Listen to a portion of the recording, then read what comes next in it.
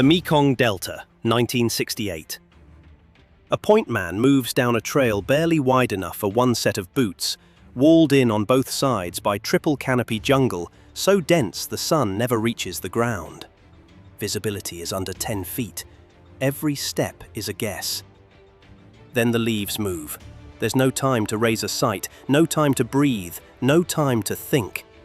He doesn't aim, he points.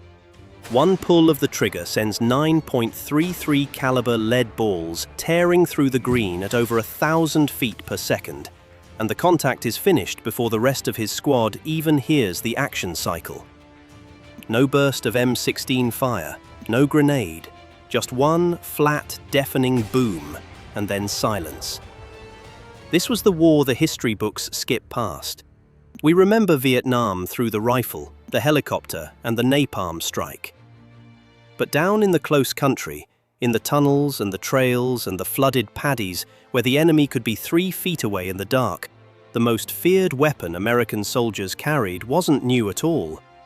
It was a design that had barely changed since men crouched in the mud of the Western Front 50 years earlier. A weapon so simple it looked like something off a farmer's wall, and so brutal that once an entire enemy government filed a formal diplomatic protest demanding it be banned from the battlefield and threatened to execute any soldier caught holding one. So how did a hunting gun become one of the most terrifying weapons of the Vietnam War? To answer that, we have to go back to the trenches.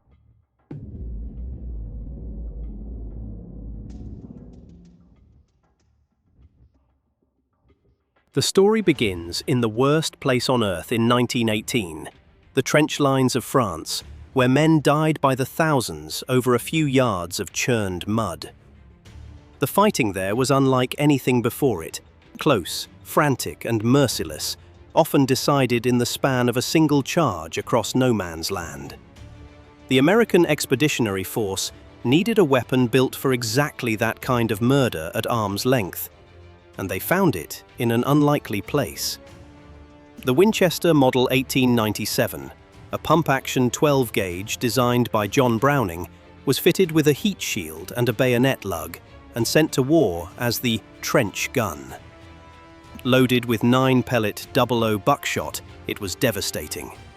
Soldiers learned to hold the trigger down and simply pump the action, firing shell after shell from the hip, a technique that earned the weapon its grim nickname, the trench broom. It cleared rooms, dugouts, and trench bends in seconds. The Germans took notice. On September 19, 1918, the German government lodged a formal protest, claiming the shotgun violated Article 23E of the Hague Convention by causing unnecessary suffering and warning that every American prisoner found carrying such a gun or its ammunition would forfeit his life. The United States rejected the protest outright. The shotgun stayed. But it carried a reputation out of those trenches that never left it. A weapon too effective, too savage, too close to murder to be clean. And half a century later, in the jungles of Vietnam, every condition that had made it so terrible, the short sight lines, the sudden contact, the absence of any room to run, was waiting all over again.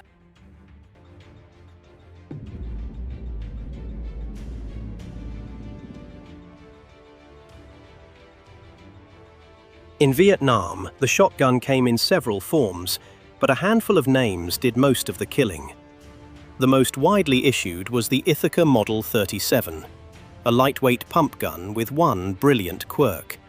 It loaded and ejected through a single port on the bottom of the receiver, which meant fewer openings for the mud, grit, and rotting jungle filth that choked lesser weapons. Beside it served the Stevens Model 77E, fielded in huge numbers, more than 60,000, but never as trusted, prone to cracking where the stock met the receiver at exactly the wrong moment. By the late 1960s, 2 more workhorses arrived, the Remington 870 and the Winchester Model 1200. Whatever the make, the payload was the same nightmare. A single 00 buckshot shell held 9 lead balls, each 1/3 of an inch across, and inside 30 meters it didn't wound, it erased. But the jungle had a way of turning a soldier's best weapon against him. The lesson went all the way back to the trenches, where paper shells had swollen in the damp until they would no longer chamber. So Vietnam's standard round, the XM162, was sealed in plastic and wrapped in foil to fight off the wet. And even then, the climate dictated everything. The first bright red sporting cases were swapped for a subdued green, because in close country, a flash of colour could get a man killed before he ever pulled the trigger. The gun itself was almost crude in its simplicity. Point, pump, fire. But keeping that simple weapon ready to kill, round after round, in heat and rot and rain that destroyed everything men carried, was anything but simple.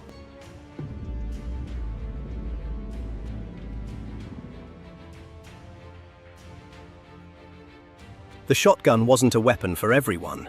It was a specialist's tool, and where it went told you everything about how it was used. It rode on the shoulder of the point man, the soldier walking first into the unknown, where a firefight could erupt at 3 feet, and the first half-second decided who lived.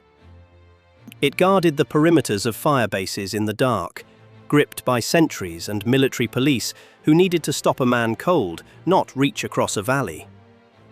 But nowhere did the shotgun become more legendary than in the hands of the Navy SEALs prowling the Mekong Delta.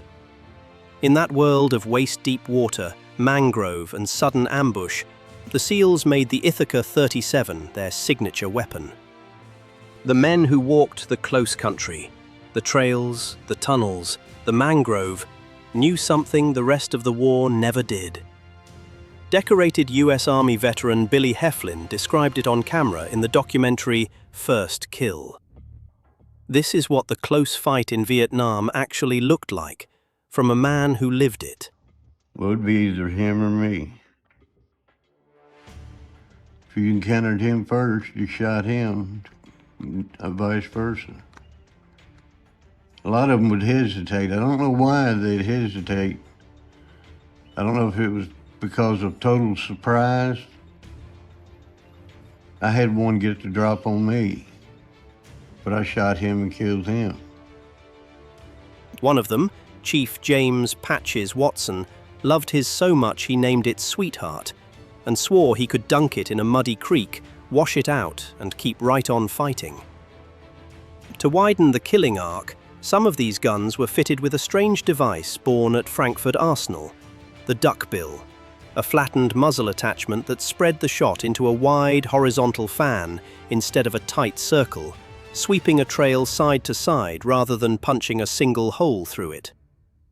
It was built, above all, for the close work the SEALs lived in. And that was the terrible bargain at the heart of the shotgun. It was the deadliest thing a man could carry, but only if the enemy was already close enough to touch. To trust it was to accept that by the time it mattered, there would be no distance left, no room to run.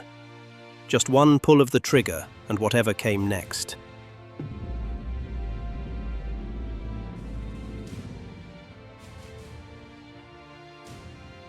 Buckshot had one weakness, and the jungle exposed it constantly. Those 9 round lead balls were murder in open ground. But the dense brush of Vietnam was full of twigs, vines and leaves that could nudge a pellet off course in the few feet that mattered most. The army wanted something that would cut straight through. The answer was an idea the soldiers at Firebase Gold already knew intimately. There, Lieutenant Colonel John Vesey's howitzers had fired beehive rounds, single artillery shells packed with 8,000 tiny fin-stabilized steel darts called flechettes, sprayed into the enemy like a shotgun the size of a cannon. Now, weapons designers took that same philosophy and shrank it down to something one man could carry in his pocket. Working with the Whirlpool Corporation, they packed those little finned darts into a 12-gauge shell and put them in soldiers' hands for field trials in 1967 and 1968. On paper, it was terrifying. A swarm of needle-sharp darts that flew farther than buckshot and knifed through brush that would have swatted lead balls aside. But the promise didn't survive contact with reality. The Flechettes were lighter and more aerodynamic, which gave them range, but stole the one thing the shotgun existed to deliver: raw, instant stopping power at spitting distance. A man hit by buckshot went down. A man pricked by darts often didn't, not fast enough. And since the shotgun was carried precisely for that close-range killing, the trade made no sense. The flechette shell stayed an experiment.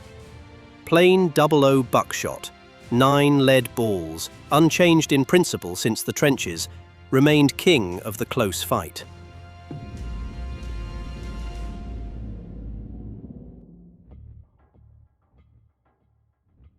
There was always a question hanging over the shotgun, and Vietnam never answered it. It was the same question the Germans had raised in 1918. Was a weapon this savage, this devastating to the human body, simply too cruel for the battlefield? The protest had been rejected then, and the gun fought on, and the debate never truly died. It followed the shotgun out of the trenches, through the jungle, and into every war that came after. Because that was the strange truth about this weapon: nothing ever replaced it. The rifle grew lighter and deadlier, machine guns reached farther, missiles learned to think, and still the combat shotgun endured, almost unchanged, because nothing else did its job. It went to Panama, it went to the Gulf, it kicked down doors in Iraq and cleared compounds in Afghanistan, where breaching teams used it to blow hinges off in a heartbeat. Decade after decade, when the fight came down to a few feet and a single room, soldiers reached for the same answer their grandfathers had. And so we end where we began, with a point man on a narrow trail in the Mekong Delta, walled in by 10 feet of jungle, his weapon already up. He doesn't aim, he points. Everything ever invented to make war faster, smarter, and cleaner falls away in that half-second. And what's left is the oldest truth of the close fight, stamped into the body of every war since the trenches. When the enemy is near enough to touch, nothing humans ever built was more decisive than a shotgun. If this brought the close quarters war to life for you, subscribe to Inside the Vietnam War, because the weapons history books gloss over are the ones the men who carried them never forgot.